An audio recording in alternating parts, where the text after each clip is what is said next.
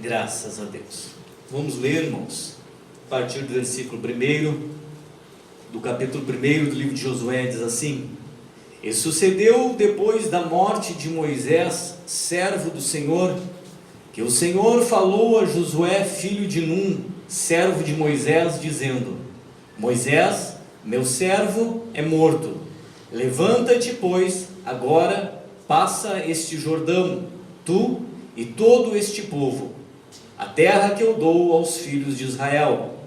Todo lugar que pisar a planta do vosso pé, vô-lo tenho dado, como eu disse a Moisés, desde o deserto e do Líbano até o grande rio, o rio Eufrates, toda a terra dos heteus e até o grande mar, para o poente do sol será o vosso termo. Ninguém te poderá resistir todos os dias da tua vida. Como fui com Moisés, assim serei contigo. Não te deixarei e nem te desampararei. Esforça-te e tem bom ânimo, porque tu farás este povo herdar a terra que jurei a seus pais lhes daria. Tão somente esforça-te e tem muito bom ânimo, para teres o cuidado de fazer conforme a toda a lei que meu servo Moisés te ordenou. Dela não te desvie, nem para a direita e nem para a esquerda, para que prudentemente te conduzas por onde quer que andares. Não se aparte da tua boca o livro desta lei, antes medita nele dia e noite, para que tenhas o cuidado de fazer conforme a tudo quanto nele está escrito. Porque então farás prosperar o teu caminho e serás bem-sucedido. Não te mandei eu? Esforça-te e tem bom ânimo. Não temas nem te espantes, porque o Senhor teu Deus é contigo por onde quer que andares. Amém? De pé mesmo, fecha os teus olhos e oramos ao Senhor. Pai, em nome de Jesus, mais uma vez bendizemos teu nome com alegria, Senhor. Nós já temos, Deus eterno, nos alegrado grandemente nesta noite, à medida em que, com um coração sincero e com uma alegria, Pai, com um júbilo verdadeiro, temos te adorado neste lugar, Pai. Este momento particularmente, em que olhamos para a tua palavra, o desejo do nosso coração é que mais uma vez o Senhor nos dê entendimento, nos dê sabedoria, nos dê graça, a fim de que venhamos ministrar a tua palavra e que ela, como boa semente, Senhor, encontre corações neste lugar com boa terra, e assim produza edificação, Senhor, na mente, no coração, na vida de cada um dos seus filhos que o Senhor tem atraído nessa noite a este lugar. Que assim se faça para louvor da tua glória, em nome de Jesus. Amém e amém. Graças a Deus. Os irmãos podem tomar assento. Bendito seja Deus. Louvado seja o Senhor. Nós temos feito leitura, irmãos, nessa noite, de um texto da palavra do Senhor, que talvez para muitos já seja conhecido, mas seguramente para aqueles que servem a Deus há menos tempo, é um texto que talvez não seja tão corriqueiro, uma vez que normalmente nós fazemos leitura dos textos do Novo Testamento.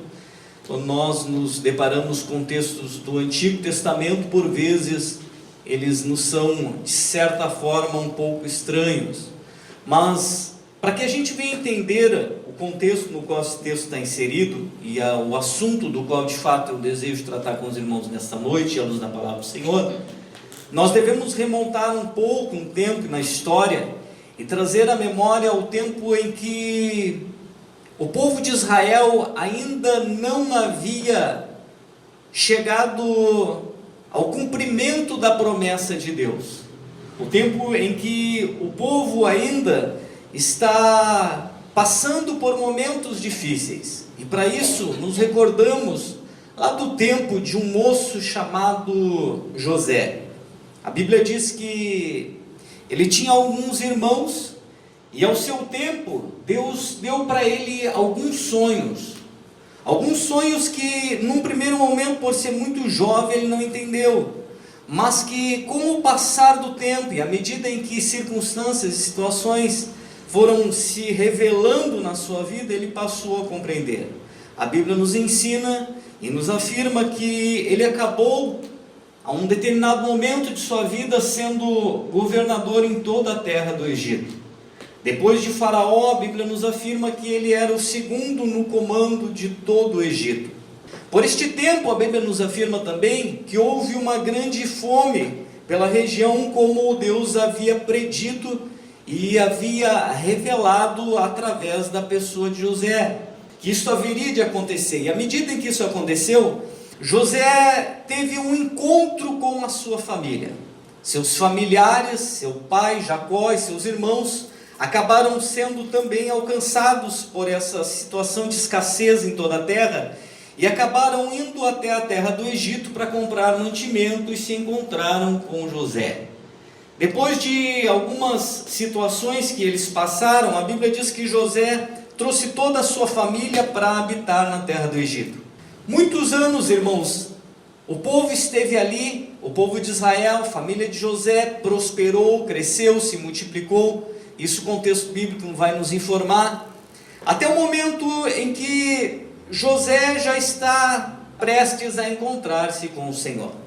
A Bíblia diz que por ocasião deste momento, ele chama seus familiares, e o texto de Gênesis vai nos dizer isso.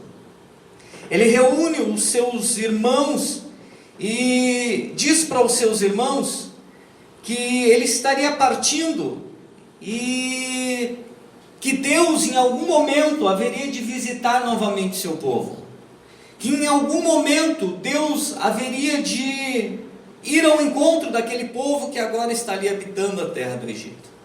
A Bíblia diz, irmãos, que depois da morte de José, a profecia não se cumpriu com um período curto de tempo.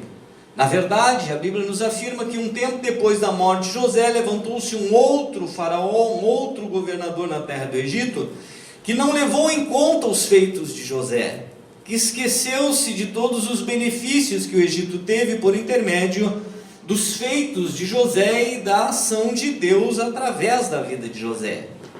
E à medida em que o povo de Israel prosperou, este novo faraó temeu que agora o povo que prosperava na terra e que não era por natureza egípcio, em algum momento decidisse se unir com os seus adversários e tomar o controle da terra, o controle do Egito. Por conta disso, a Bíblia diz que este novo faraó começou a oprimir o povo de Israel. E por fim acabou colocando o povo num regime de escravidão, num regime de servidão. 430 anos o povo esteve nessa condição, nessa situação, sendo escravizado na terra do Egito. Até o momento em que Deus cumpre a sua promessa e levanta um homem chamado Moisés.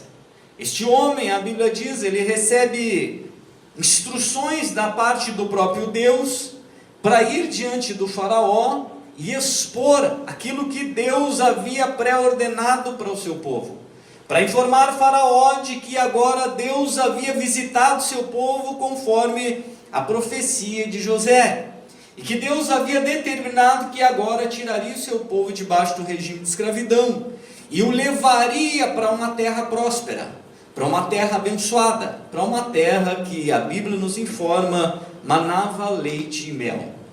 A Bíblia diz que então Moisés se apresenta a faraó e depois de muita insistência e muitos sinais que aconteceram na terra do Egito, faraó então permite que o povo vá e o povo segue pelo caminho do deserto. O povo sai do Egito, mas não parte diretamente para a terra da promessa. O povo sai do Egito e começa a peregrinar por todo aquele deserto do Sinai.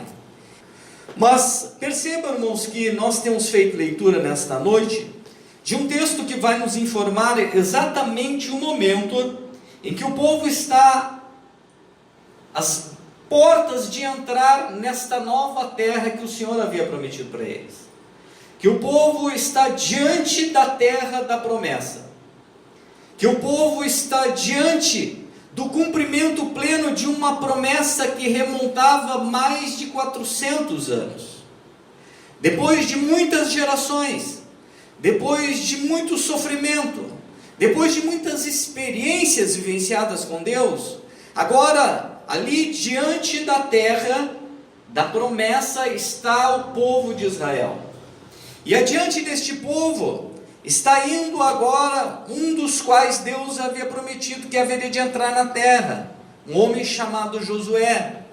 porque Moisés também foi proibido de entrar na terra, e no lugar de Moisés assumiu Josué para ser o líder de todo aquele povo. E Deus, então, nesse texto que nós lemos, Ele informa Josué da atitude dele agora para que a promessa se cumprisse. E o curioso deste texto, irmãos, é que Deus dá algumas instruções para Josué, mas dentro deste capítulo 1 do livro de Josué, nós vamos encontrar 4 vezes Josué recebendo uma orientação específica.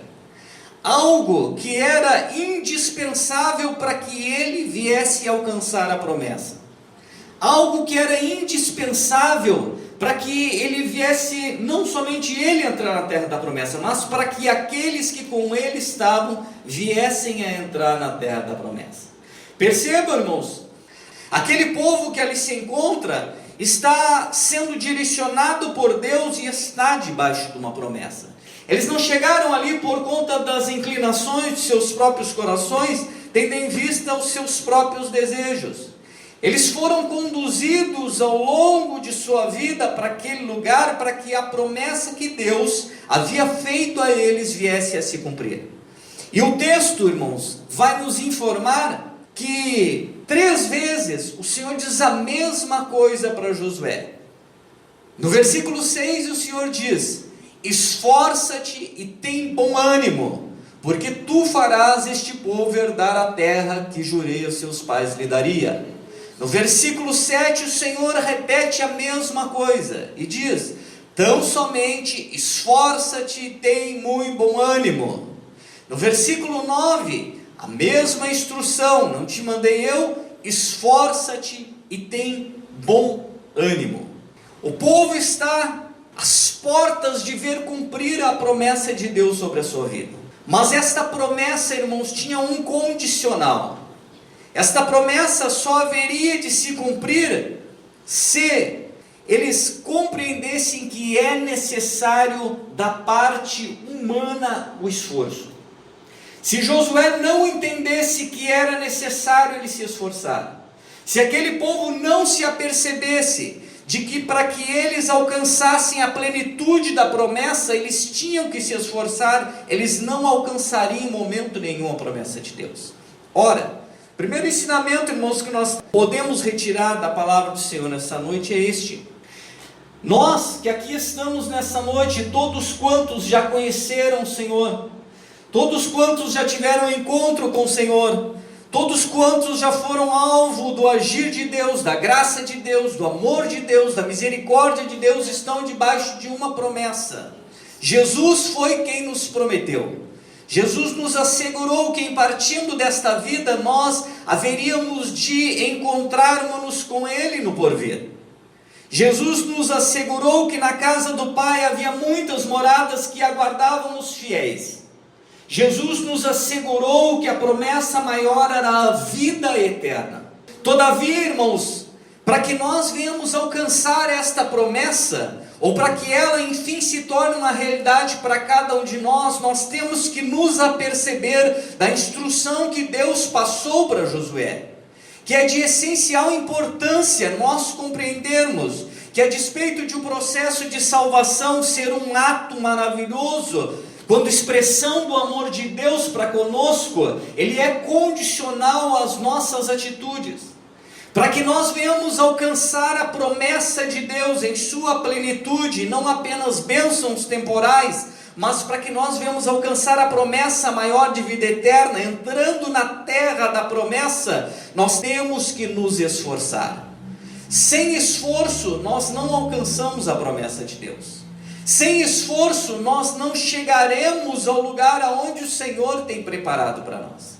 E isso era tão importante que, depois de Deus 3 vezes ter falado com Josué que ele deveria se esforçar, o versículo 17 e 18 vai nos dizer que aquele povo que está debaixo agora da autoridade espiritual e da liderança de Josué, eles chegam para Josué e dizem a mesma coisa.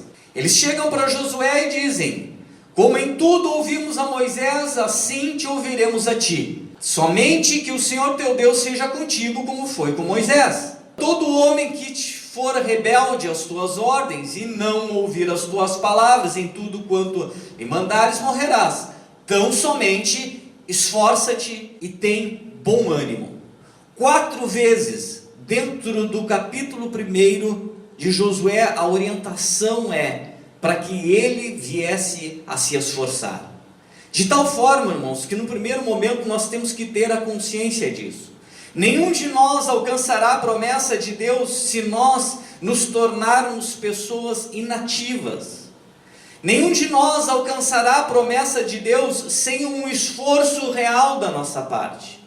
No livro de Romanos, no capítulo de número 15, no versículo 4, o apóstolo Paulo, escrevendo aos Romanos, ele vai dizer que tudo aquilo que outrora foi escrito para o nosso ensino foi escrito, para que através das Escrituras nós pudéssemos conhecer um pouquinho mais a natureza divina, para que nós pudéssemos compreender o plano e o propósito de Deus, para que aquilo que outras pessoas, em outros momentos, em outras localidades, experimentaram quando parte do agir de Deus em suas vidas, fosse para nós hoje no tempo presente um instrumento do qual nós pudéssemos tirar algumas experiências práticas para a nossa vida.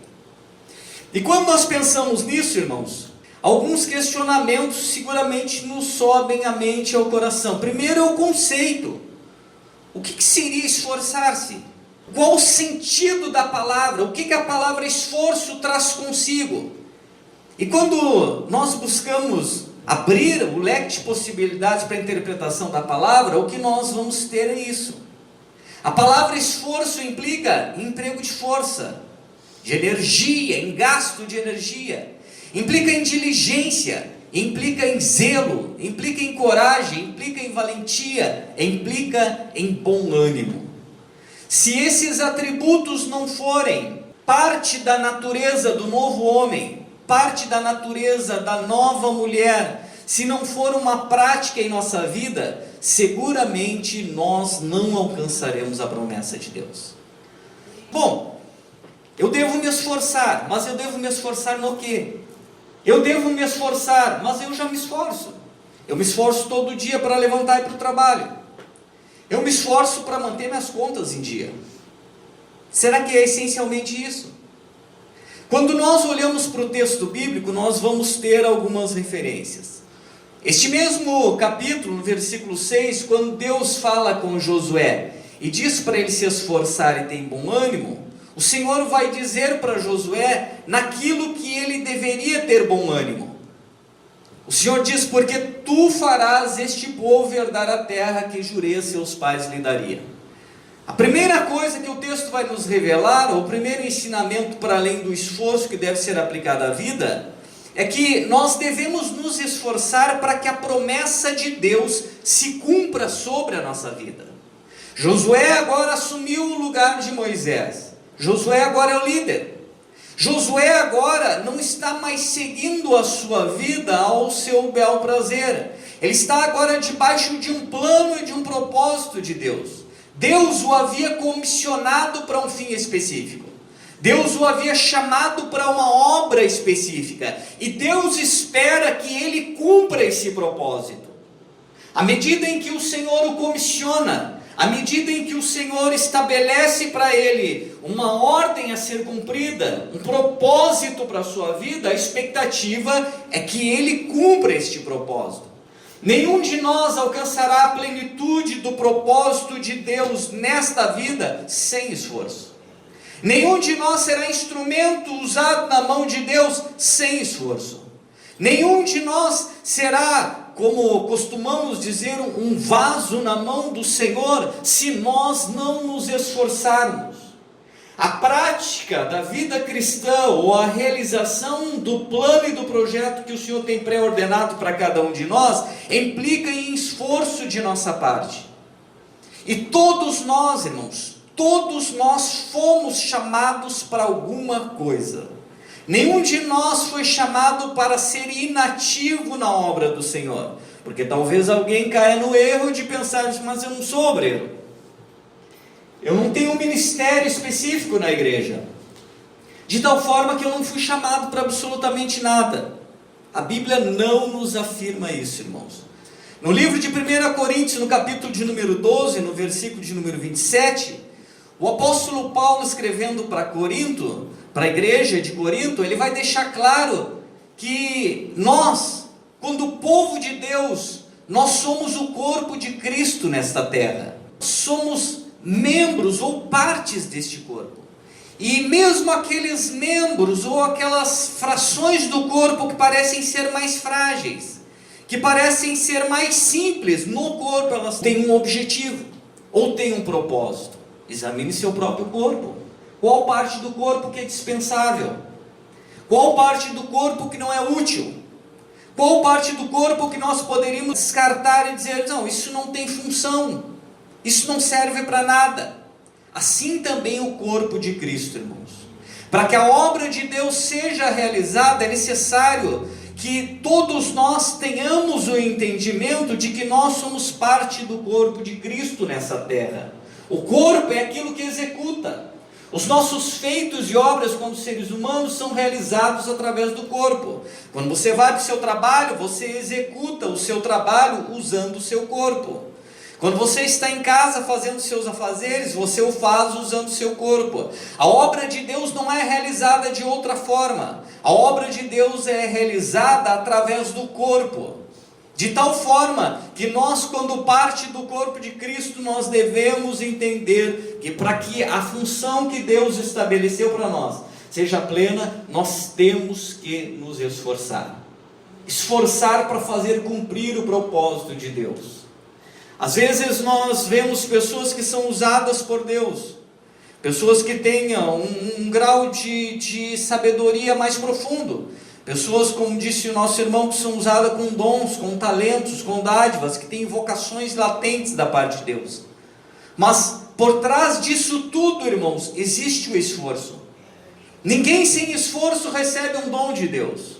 Ninguém sem esforço recebe um talento de Deus. Ninguém é vocacionado por Deus sem esforço. Para que nós venhamos alcançar a plenitude do propósito de Deus para com a nossa vida, nós temos que nos esforçar. E o esforço implica em oração. O esforço implica em jejum. O esforço implica em leitura bíblica. O esforço implica em renúncia. Quando nós entendemos isso, irmãos, então nós já estamos dando os primeiros passos para cumprir o propósito e o plano de Deus, para cumprir aquilo que o Senhor tem preparado em Cristo, tem pré-ordenado para com as nossas vidas. O texto de Josué vai nos dizer ainda, no versículo 7, quando o Senhor fala com ele, o Senhor diz para ele, tão somente esforça-te e tem bom ânimo, para teres o cuidado de fazer conforme toda a lei que meu servo Moisés te ordenou. Eu devo me esforçar para viver a palavra de Deus. Eu devo adquirir não só o conhecimento mental ou o conhecimento lógico, racional, acerca daquilo que a palavra de Deus me revela como instrução divina. Para além disso, eu devo viver o Evangelho. O Evangelho só produz os efeitos quando ele é vivido. O Evangelho só produz os efeitos quando ele é posto em prática. A palavra de Deus só se revela quando verdade, quando ela é praticada. De tal forma que o que o Senhor está dizendo para Josué é isso. Josué, tu vai fazer esse povo entrar na terra, mas para que vocês tenham um bom êxito, para que vocês prosperem no caminho de vocês, para que vocês alcancem a plenitude da promessa, vocês devem se esforçar para guardar a palavra. Vocês devem se esforçar para viver a plenitude daquilo que eu ordenei quando palavra de vida. Não basta conhecer, tem que praticar. E essa prática, irmãos, ela é uma prática diária. É todos os dias. Todos os dias nós devemos nos esforçar para viver a palavra de Deus. Todos os dias nós devemos nos esforçar para viver o plano de Deus revelado por sua palavra.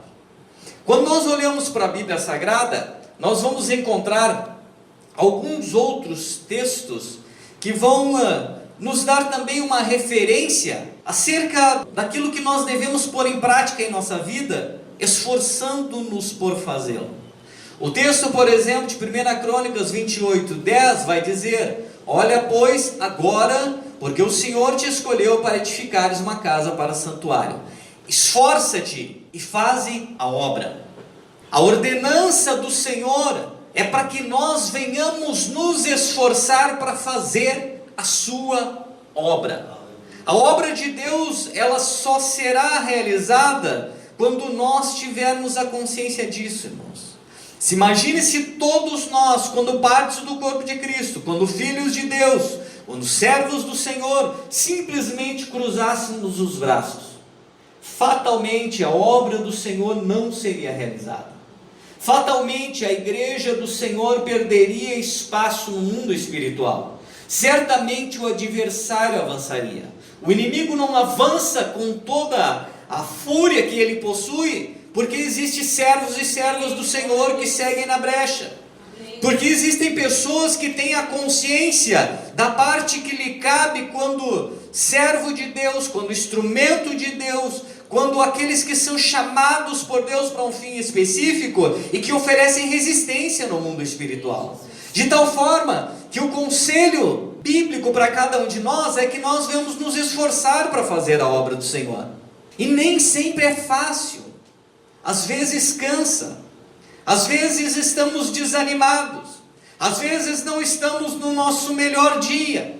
Às vezes nós nos desgostamos e temos o desejo de olhar para nós mesmos. Às vezes não estamos preocupados com as situações que outros vivenciam. Quando isso acontece, nós perdemos o foco. Porque o desejo de Deus é que nós venhamos nos esforçar para realizar a sua obra. E realizar a sua obra transcende estar na igreja.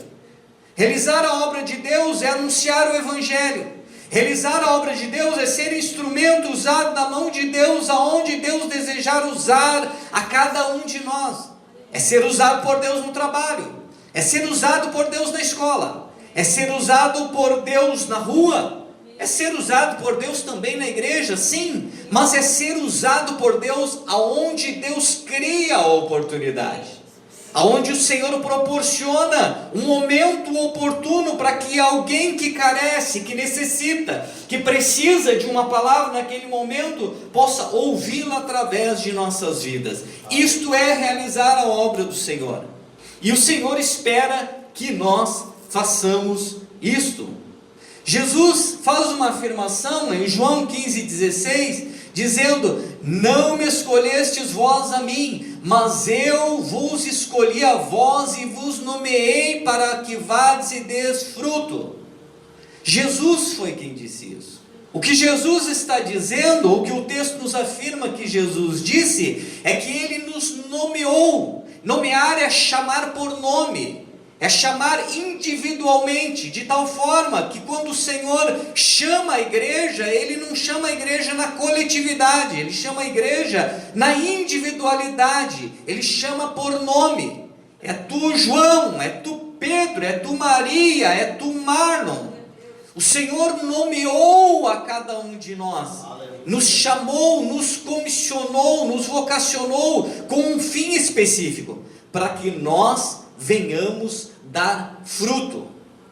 Esta é a vontade de Deus, mas para que isso aconteça, nós devemos nos esforçar. Sem esforço, irmãos, nós não alcançaremos o objetivo que o Senhor tem traçado para com a nossa vida.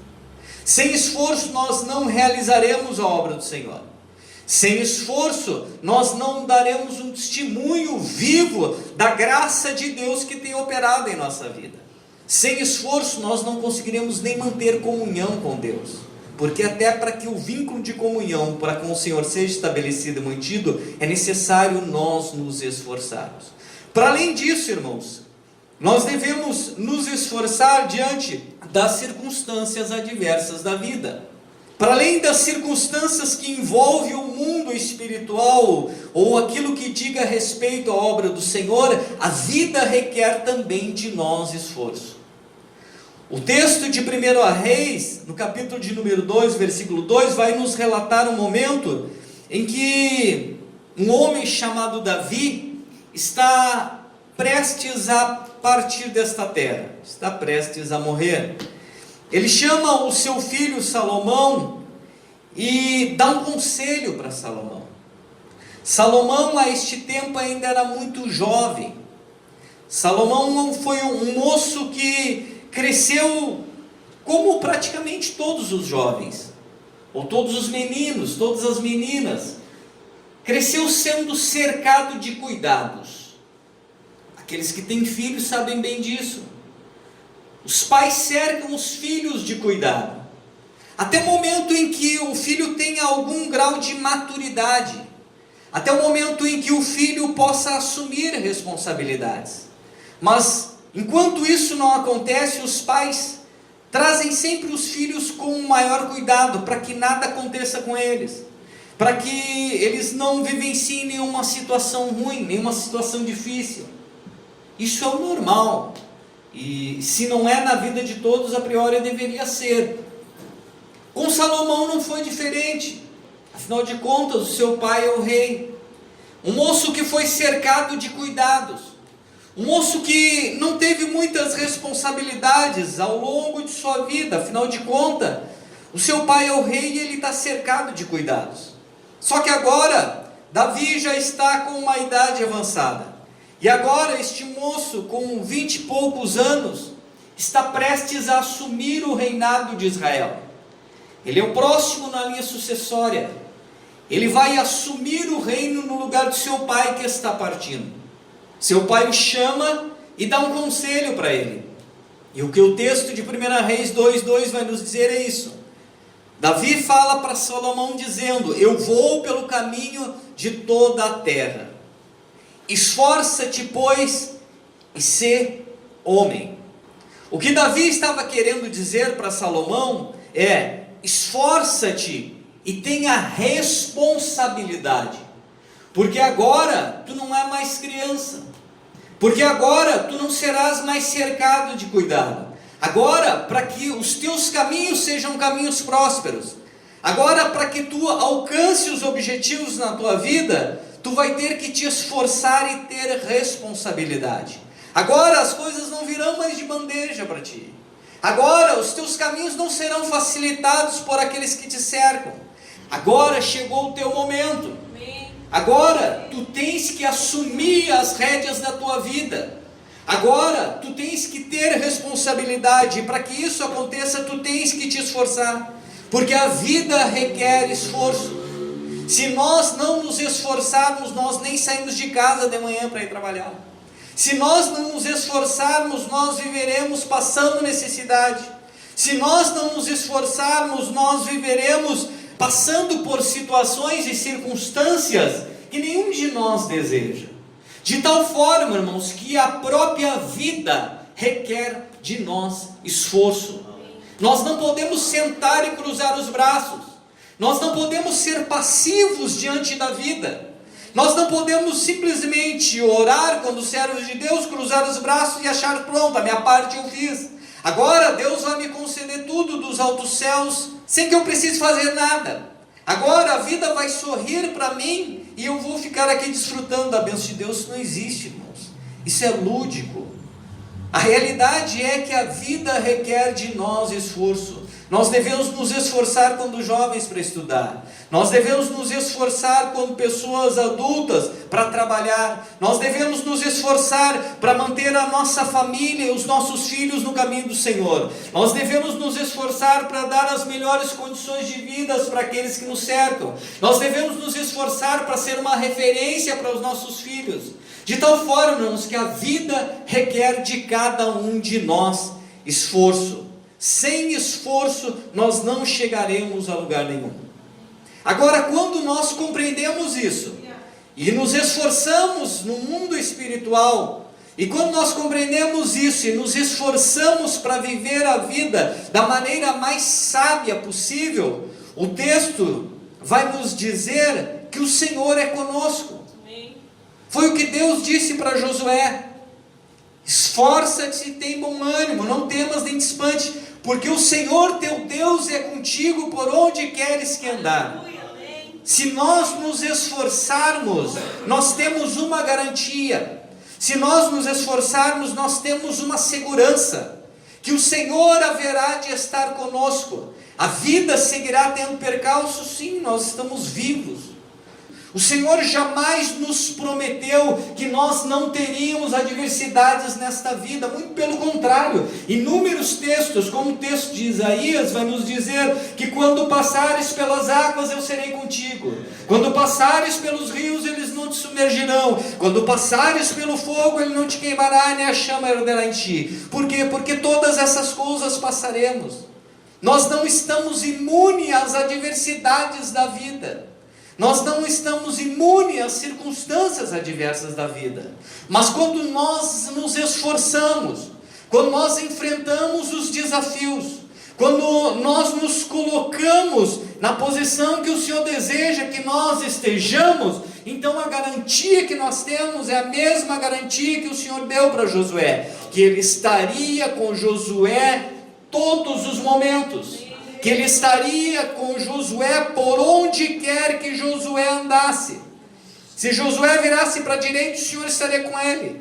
Se Josué mudasse o rumo, fosse para a esquerda, o Senhor estaria com ele. O Senhor prometeu isso. Isso é uma promessa para a minha e para a sua vida. De tal forma, irmãos, que o que nós devemos ter sempre em mente é que quando nós nos esforçamos, o Senhor é conosco. Se até hoje você não teve a experiência de o Senhor ser contigo em alguma situação da sua vida, comece a se esforçar, comece a fazer a sua parte, comece a buscar com mais zelo, com mais dedicação, com mais coração, fazer aquilo que é necessário a nível espiritual e a nível humano, porque fazendo isso o Senhor vai ser contigo por onde você andar. O texto, irmãos, de Salmo 31, 24, nos afirma que aqueles que se esforçam, aqueles que buscam viver a sua vida de forma intensa, de forma profunda, se esforçando em todas as circunstâncias e situações, terão seu coração fortalecido pelo Senhor. Ou seja, o Senhor vai te ajudar ao longo do caminho, o Senhor vai te dar ânimo, o Senhor vai te dar fé, o Senhor vai te dar coragem, o Senhor vai te dar a capacidade de resistência frente às circunstâncias adversas. Quando o teu coração desejar desfalecer diante das lutas e das tribulações, o Senhor vai fortalecer o teu coração. Aleluia. Concluo nessa noite dizendo, irmãos, aquilo que nos revela 2 Crônicas do capítulo de número 15, no versículo de número 7. O texto é enfático e nos diz: esforçai-vos e não desfaleçam as vossas mãos, porque a vossa obra tem uma recompensa. Para aqueles que se esforçam, o Senhor tem uma promessa. Se você tem se esforçado, creia nisso. Tem uma recompensa no final que vai lhe ser concedida pelo seu esforço.